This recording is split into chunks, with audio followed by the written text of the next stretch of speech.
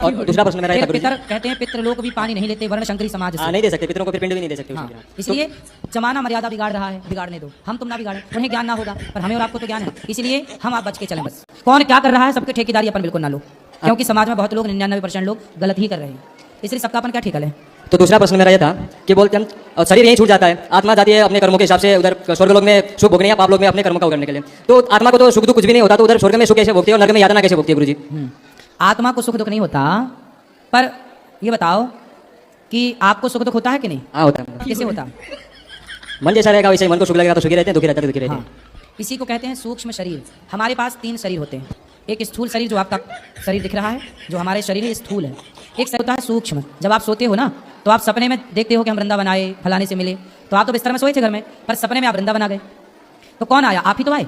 हाँ, पर सपने वाले शरीर को भी तो कुछ नहीं होता ना। सपने वाले शरीर को सूक्ष्म शरीर कहते हैं। हाँ, उसको भी तो कुछ नहीं होता है। अभी बताएंगे उसे क्या बोलते हैं? सूक्ष्म शरीर। सूक्ष्म शरीर। एक और शरीर होता है कारण शरीर, जिसके कारण हमें मनुष्य का जन्म मिला, या कुत्ते का मिला, या स्त्री का मिला, या पुरुष का कारण। तो जब हम मरते हैं तो हमारा शरीर तो चिता पे जल जाता है, तो यमराज किससे लेकर जाते होंगे, नरक या स्वर्ग?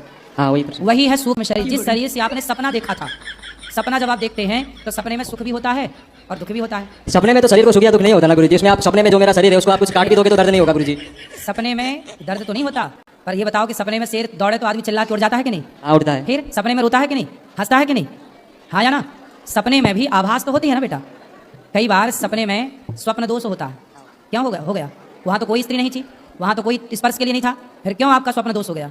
क्योंकि स्वप्न में भी जो आप क्रिया करते हैं वो शरीर प्रभावित हो रहा है। हाँ या ना? तो शरीर तो ये मर जाएगा, जल जाएगा, पर जो सूक्ष्म शरीर है, उस सूक्ष्म शरीर 4 चीज़ों से मिलकर बना है। मन, बुद्धि, चित्त, अहंकार। कबीर जी कह रहे हैं कि माया मरी न मर मरा, मन मरा मर गया शरीर, आशा तृष्णा ना मरी, कह गए दास कबीर। तो हमारा जो मन है वह मन ही यमदूत पकड़ कर ले जाते हैं, वही स्वर्ग नरक का भोक्ता बनता है। और जब अगला जन्म मिलता है आपको तो वही सूक्ष्म शरीर लेकर आप फिर पैदा होते हैं। ये शरीर बदलता है पर सूक्ष्म शरीर कभी नहीं बदलता। तो एक और लास्ट प्रश्न था मेरा गुरुजी। जो भी महिलाएं हैं तो वो उनका मानसिक धर्म होता है, तो उसमें उनको अपवित्र क्यों बोला जाता है गुरुजी? अपवित्र नहीं महिलाओं का बोला मानसिक जाता। धर्म होता है। अपवित्र नहीं बोला जाता। हमारे इधर पूजा नहीं कर सकते, खाना वाने को छू नहीं सकते कहीं। ऐसा है ना, उसका बेटा एक साइंस है, विज्ञान, समझते हो ना? हाँ, समझते हैं गुरुजी। आज के 100 साल पहले क्या पक्के घर होते थे? नहीं होते थे गुरुजी। आज के 100 साल पहले जंगल बहुत थे, और जंगल में भेड़िया थे, शेर थे, और हिंसक प्राणी थे, पशु पक्षी थे या नहीं थे? उस जमाने में महिलाएं जो हैं आज की तरह ना, जैसे स्त्री जब मासिक धर्म आता है तो आज ना बहुत सारी व्यवस्थाएं हैं मासिक धर्म को, वो ब्लड जो निकलता है उसे रोकने के लिए। उस जमाने में पहले ऐसी सुविधाएं नहीं थी। क्या होता था कि महिलाएं कपड़े का प्रयोग करती थी आज के 100 साल पहले मासिक धर्म में, रक्त के संचार को रोकने के लिए कपड़े का। फिर वो कपड़ा कहीं ना कहीं धो करके सुखाती थी।